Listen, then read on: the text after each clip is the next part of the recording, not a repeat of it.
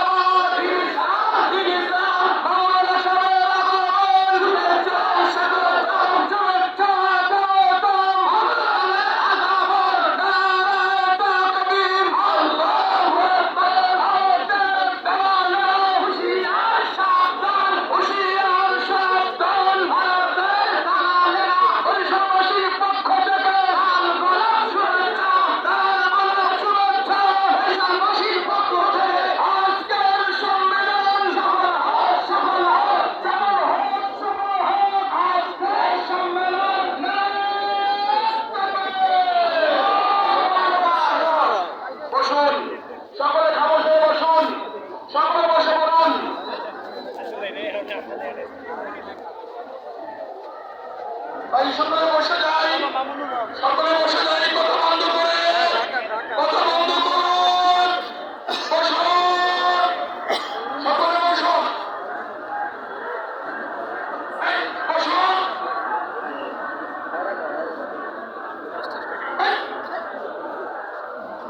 বসুন, ভাই বসে বন্ধ করি। আসসালামু আলাইকুম ওয়া রাহমাতুল্লাহ।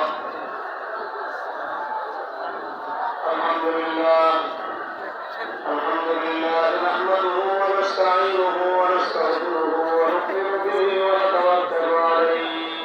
اللهم ونشهد أن لا إله إلا الله وحده لا شريك له ونشهد أن سيدنا ومولانا محمدا عبده ورسوله صلى الله تعالى عليه وعلى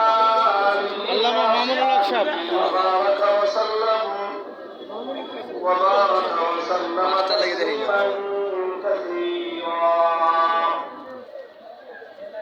أما بعد فأعوذ بالله من الشيطان الرجيم. بسم الله الرحمن الرحيم. ألم تر إلى الذين يزعمون أنهم آمنوا بما أنزل إليك وما أنزل من قبلك يريدون أن يتحاكموا إلى الطاغوت وقد أمروا أن يكفروا به ويريد الشيطان أن يضلهم ضلالا بعيدا. بارك الله لنا ولكم في القرآن العظيم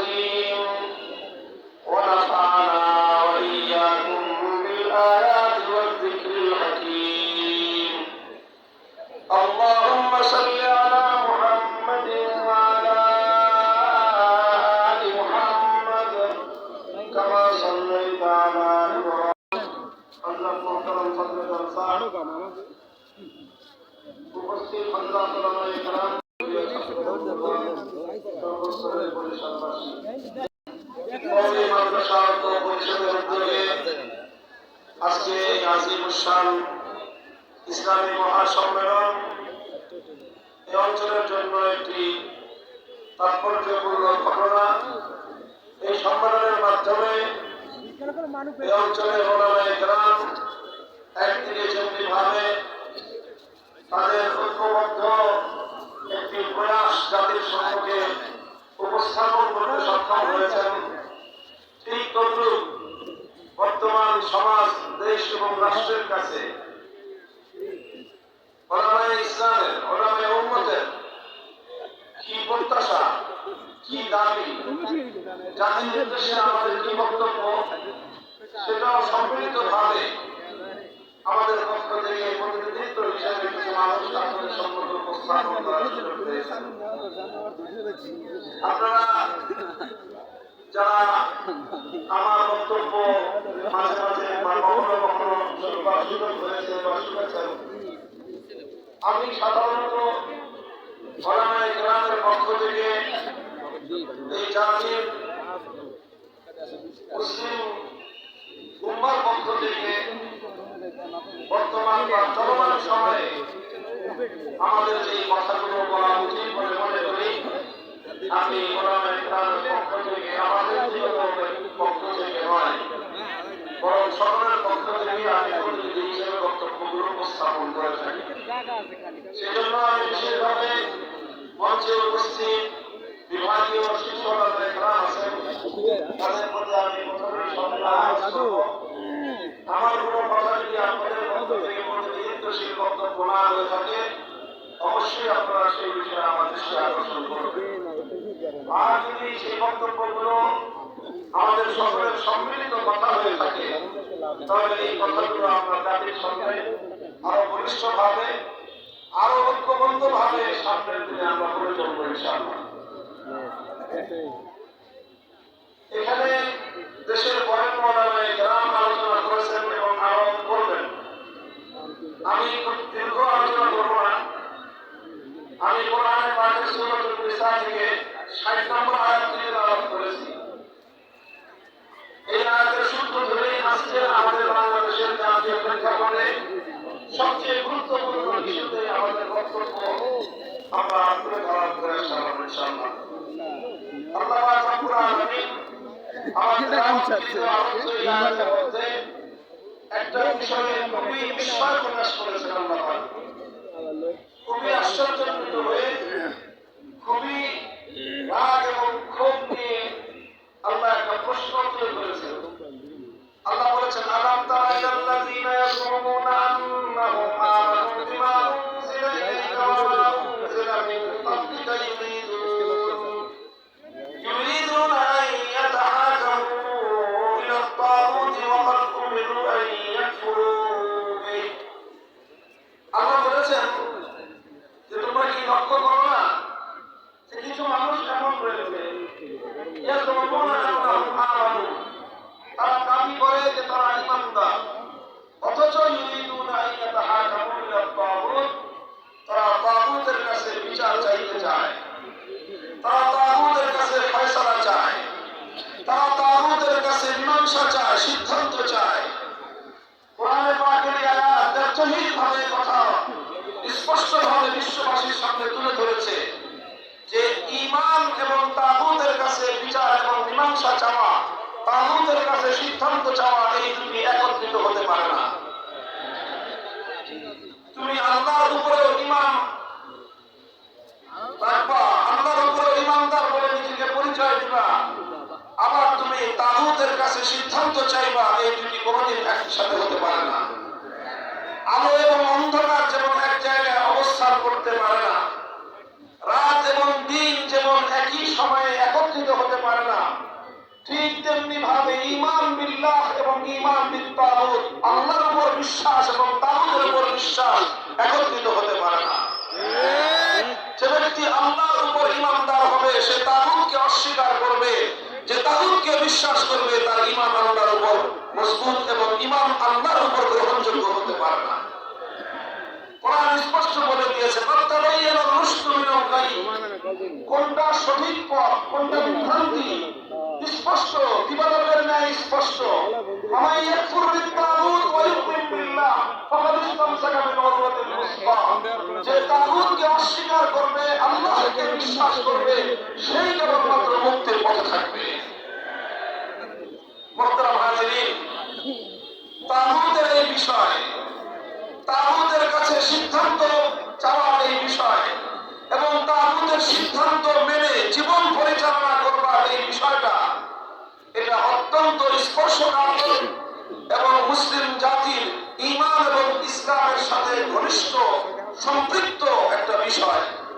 দুঃখ এবং পরিতাপের বিষয় হলো যে এই বিষয়টা আমরা অধিকাংশ ক্ষেত্রেই হয়তো পরিস্থিতির শিকার হয়ে অথবা নানা কারণে আমরা এটাকে এড়িয়ে যাই।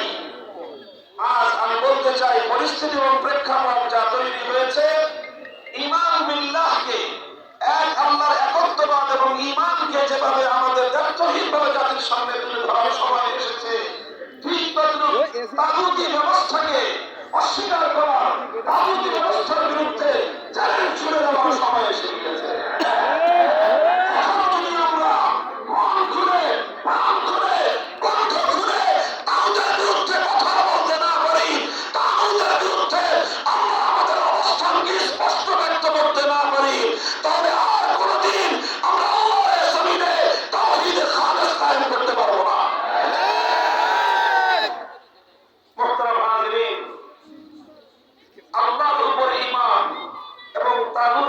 বিশ্বাস এটা কঠিন, কেন একাকার হতে পারে না, এক জায়গায় জমা হতে পারে না।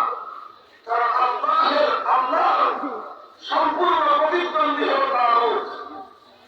আল্লাহ এবং তাগুত পরস্পর প্রতিদ্বন্দ্বী। কোরআন বলে দিয়েছে যারা ঈমানদার তারা আল্লাহর পথে, যারা তাগুতে বিশ্বাসী তারা কুফরের পথে। আল্লাযীনা আমানু ইউকাতিলুনা ফী সাবিলিল্লাহ والذين كفروا يقاتلون في سبيل الطاغوت, যারা ঈমানদার তারা লড়াই করে, যুদ্ধ করে, জীবন দেয় কার পথে। যারা বেঈমান তারাও লড়াই করে, তারাও জীবন দেয়, তাদের জীবন এবং তাদের লড়াই হয় তাগুতের পথে। আল্লাহর পথ এবং তাগুতের পথ ভিন্ন ভিন্ন পথ।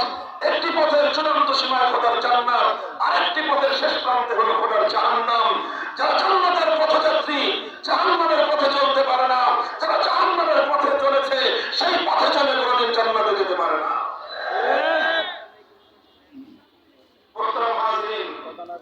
আমার আজকের আলোচনার মূল বিষয়টাই হলো তাগুতের পরিচয় জাতির সামনে তুলে ধরা এবং আজকের প্রেক্ষাপটে এই তাগুত সম্পর্কে ওলামায়ে কেরামের সিদ্ধান্ত এবং তাদের কর্মনীতি আমার জাতির সামনে স্পষ্ট করা। তাগুত কাকে বলা হয়? সর্বপ্রথম পরিচয় মা হলো তাগুত। তাগুত কাকে বলা হয়? কোরআনে কারীম থেকে অনেকগুলো আয়াত আমি আপনাদের সম্মুখে তেলাওয়াত করলাম, যেখানে বারবার আল্লাহ পাক রব্বুল আলামিন তাগুতের কথা তুলে ধরেছেন। আরো অনেক অসংখ্য আয়াত রয়েছে কোরআনে পাকের মধ্যে যেখানে তাগুতের কঠোর সমালোচনা করা হয়েছে।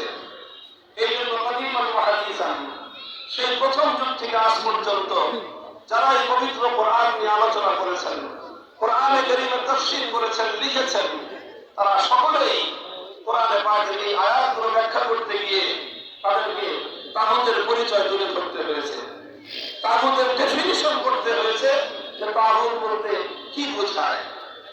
তো সকল মুফাসসির বলেন কোরআনের উম্মতের সকল বক্তব্য যদি একত্রিত করা হয় তাহলে তাগুতের যে পরিচয় আমরা খুব সহজ ভাষায় বুঝতে পারি। সেটা হলো, প্রথম বুঝেন, আপনারা কি গায়রুল্লাহ বুঝেন? ওরা তো সকলে পুরো ভাষা বলেন, গায়রুল্লাহ বুঝেন? গায়রুল্লাহ মানে হলো আল্লাহ ছাড়া। গায়রুল্লাহ মানে কি? আল্লাহ ছাড়া। এক বলেন আল্লাহ, আর আল্লাহ ছাড়া মহাবিশ্বের মধ্যে যা আছে সবই কি? বলেন আল্লাহ আছেন তার মহিমায় আপন জায়গায়, আল্লাহ ছাড়া মহাবিশ্বের মধ্যে বাকি যা আছে সবই গায়রুল্লাহ। আল্লাহর জন্য একটা আসন নির্ধারিত আছে, আল্লাহর জন্য নির্ধারিত আসন রয়েছে। আল্লাহ সেই নির্ধারিত আসনে যদি কোনো গায়রুল্লাহকে বসানো হয় বা কোনো গায়রুল্লাহ যদি আল্লাহর আসনে বসে, তাহলে সেই গায়রুল্লাহকেই বলা হয় তাগুত। খুব সহজ ভাষায় বললাম, মাদ্রাসার ছাত্ররা তাগুতের পরিচয় খুব ভালো করে বুঝে নাও। কারণ এখন গোটা জাতির সামনে, বিশেষ করে জাতির তরুণ প্রজন্মের কাছে তাগুতের পরিচয় খুব পরিষ্কার ভাষায় তুলে ধরবার সময় এসেছে। স্কুল কলেজ ইউনিভার্সিটির ছেলেরা, স্কুল কলেজ ইউনিভার্সিটির আজকে তরুণ প্রজন্ম, তারা তাওহীদ এবং শিরক সম্পর্কে জানার জন্য উদ্গ্রীব হয়ে আছে। তারা আমরা না হওয়ার কারণে বিভিন্ন জায়গা থেকে তারা নিজেদের এই জ্ঞানের পিপাসা নিবারণ করছে, আর এই নিবারণ করতে গিয়ে অনেক জায়গায় তারা বিভ্রান্তির শিকার হচ্ছে। স্কুল কলেজে ব্যাপকভাবে সাধারণ শিক্ষা প্রতিষ্ঠানগুলোর প্রাইভেট এবং পাবলিক ইউনিভার্সিটির সন্তানরা, ছেলেরা, মেয়েরা, স্টুডেন্ট, ছাত্র ছাত্রীরা ব্যাপকভাবে তাওহীদ এবং শিরক নিয়ে তারা আলোচনা করছে, জ্ঞান অর্জন করার চেষ্টা করছে, জানবার চেষ্টা করছে, পড়বার চেষ্টা করছে, এবং সে আলোকে তারা আমাদের আগামী দিনের পথ এবং করণীয় নির্ধারণ করার চেষ্টা করছে। এটা একদিকে জাতির জন্য খুবই একটি আশার দিক যে আজ যাদেরকে জাহিলি সমাজ ব্যবস্থা আল্লাহর দ্বীনের বিরুদ্ধে পরিচালিত করবার জন্য শিক্ষা ব্যবস্থা প্রণয়ন করে যাদেরকে ইসলাম বিদ্বেষী ধারায় পরিচালিত করার চেষ্টা করেছিল, সেই কুফরি শিক্ষা প্রতিষ্ঠানগুলো থেকে তাওহীদের সৈনিক তৈরি করছে। কাজে এই সময়ে তাওহীদ এবং শিরকের পার্থক্য, আল্লাহর পরিচয় এবং তাগুতের পরিচয় খুলে খুলে বর্ণনা করে দেওয়া উচিত।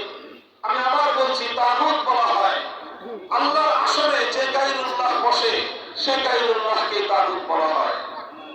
আরো পরিষ্কার ভাষায় বলতে গেলে আল্লাহ পাক রব্বুল আলামিনের জন্য যে বৈশিষ্ট্য নির্ধারিত, সেই বৈশিষ্ট্য যদি আল্লাহর জন্য যে সিফাত নির্ধারিত, সেই সিফাত যদি কোনো গায়রুল্লাহর জন্য সাব্যস্ত করা হয়, তাহলে সেই গায়রুল্লাহকেই তাগুত বলা হয়। যেমন সুনির্দিষ্ট দৃষ্টান্ত হিসাবে আমি বলি, আপনারা আমার প্রশ্নের জবাব দেন। খুব বেশি প্রশ্ন আমি করবো না, অল্প কয়েকটা প্রশ্ন করবো, এরপরে আমি আমার আলোচনার যে মূল উদ্দেশ্য সেটা ব্যক্ত করবো। সেটা হলো, আচ্ছা বলেন যে মহাবিশ্বের মধ্যে ইবাদতের হকদার একমাত্র কে? মহাবিশ্বের মধ্যে ইবাদতের মালিক একমাত্র কে? সুতরাং আল্লাহর জন্যই ইবাদত করতে হবে। সেই ইবাদত যদি আল্লাহর জন্য না করে কোন গায়রুল্লাহর জন্য করা হয়, তাহলে যেই গায়রুল্লাহ ইবাদত গ্রহণ করবে সেই গায়রুল্লাহকে বলা হয় তাগুত।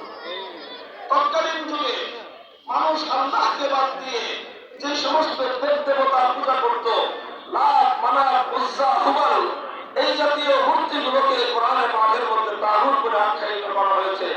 কারণ যে ইবাদত একমাত্র আল্লাহর প্রাপ্য, আল্লাহর সেই একমাত্র প্রাপ্য ইবাদত আল্লাহকে না দিয়ে যখন গায়রুল্লাহকে দেওয়া হলো, তখন সেই গায়রুল্লাহকে তাগুত সাব্যস্ত করা হলো। এটা সে যুগের কথা। আজকের যুগে হয়তো লাত, মানাত, উজ্জা, হুবল নামক দেবতারা নাই। আজকের যুগে আছে দুর্গা, সরস্বতী, কালী ইত্যাদি বিভিন্ন নামের দেবতা। এই সমস্ত দেবতাগুলোকে যখন মানুষ পূজা করে, অথচ ইবাদতের একমাত্র মালিককে, যে ইবাদত এক আল্লাহর জন্য হওয়ার কথা ছিল, সেই ইবাদত যখন মানুষ আল্লাহর জন্য না করে দুর্গার জন্য করলো, তখন দুর্গা তাগুত হলো। আল্লাহর জন্য ইবাদত না করে মানুষ যখন কালীর পূজা করলো, তখন কালী তাগুত হলো। আল্লাহর জন্য ইবাদত না করে মানুষ যখন সরস্বতীর পূজা করলো, তখন সরস্বতী দুর্গা হলো, সরস্বতী তখন তাগুত হলো। আল্লাহর জন্য যে ইবাদত করার কথা, সেই ইবাদত আল্লাহর জন্য না করে যখন সূর্য অথবা আগুনের জন্য করা হলো, তখন ওই পরিস্থিতিতে, ওই প্রেক্ষাপটে সূর্য এবং আগুন এটা তাগুত হলো। এক কথায় যে ইবাদত এক আল্লাহর প্রাপ্য, সেই ইবাদত আল্লাহর জন্য না করে যদি গায়রুল্লাহর জন্য করা হয়, তো সেই গায়রুল্লাহই তাগুত হয়। এগুলো তো সব মরা মূর্তির কথা বললাম। এই যে দুর্গা, তারপরে সরস্বতী, কালী, এগুলো সব প্রাণহীন কিছু মূর্তি। এই প্রাণহীন মূর্তির জায়গায় কোন জীবন্ত মানুষকে বসিয়ে যদি সেই জীবন্ত মানুষের কেউ ইবাদত করে, সেই জীবন্ত মানুষকে যদি কেউ সাজদায় ইবাদত করে, তাহলে সেই জীবন্ত মানুষটাকেও বলা হবে তাগুত। মুহতারাম হাজিরিন, ইবাদত যেমন এক আল্লাহর জন্য জন্য নির্ধারিত। মহাবিশ্বের মধ্যে আল্লাহ পাক রব্বুল আলামিন ছাড়া অন্য কেউ একচুল পরিমাণে ইবাদত পাওয়ার মুস্তাহিক এবং হকদার নয়। ঠিক তেমনি ভাবে আল্লাহ পাক রব্বুল আলামিন যেমন একমাত্র ইবাদতের উপযুক্ত, এটাকে বলা হয় তাওহীদ ফিল ইবাদা। এটাকে কি বলা হয়? চলে বলেন। এটাকে বলা হয় ইবাদতুল তাওহীদ, এটাকে বলা হয় তাওহীদ ফিল মাবুদিয়া, এটাকেই বলা হয় তাওহীদ ফিল ইবাদা। ইবাদতের মধ্যে এক আল্লাহ পাক রব্বুল আলামিনের একত্ববাদকে বিশ্বাস না করবে একজন মানুষ যতই মুখে মুখে বলুক লা ইলাহা ইল্লাল্লাহ, এটা তার মুখের কথা হতে পারে, এটা তার অন্তরের বিশ্বাস হতে পারে না। লা ইলাহা ইল্লাল্লাহর অর্থ হলো ইবাদতের একমাত্র মালিককে। ঠিক তেমনি ভাবে ইবাদত যেমন একমাত্র আল্লাহর প্রাপ্য, কোন গায়রুল্লাহকে ইবাদত দেওয়া যায় না। ঠিক এরকম আল্লাহ পাকের আরেকটা তাওহীদ রয়েছে, যেই তাওহীদকে ওলামায়ে কেরাম বলেছেন তাওহীদ ফিল হাকিমিয়া। তাওহীদ ফিল হাকিমিয়ার অর্থ হলো এই, আসমান এবং জমিনের মধ্যখানে গোটা এই সৃষ্টি জগতের মাঝে, মহাবিশ্বের মাঝে চূড়ান্ত ভাবে বিধান দেওয়ার ক্ষমতা একমাত্র কার? আর আসতে পারেন না, যুদ্ধ করতে হবে এই জিনিস নিয়ে, এখনো মিলবি না। আসমান আর জমিনের মধ্যে চূড়ান্ত ভাবে আইন তৈরি করার ক্ষমতা একমাত্র কার? এই মহাবিশ্বের মধ্যে প্রশ্নহীন আইন তৈরি করবার ক্ষমতা কার? মহাবিশ্বের মধ্যে আনচ্যালেঞ্জেবল এই আইন তৈরি করার, আনচ্যালেঞ্জেবল এই বিধান তৈরি করবার একমাত্র অধিকার কার? এটাকেই বলা হয় তাওহীদ ফিল হাকিমিয়া। তুমি যেরকম একমাত্র আল্লাহকে মাবুদ বিশ্বাস করতে হবে, ঠিক তদ্রুপ আইন তৈরি করবার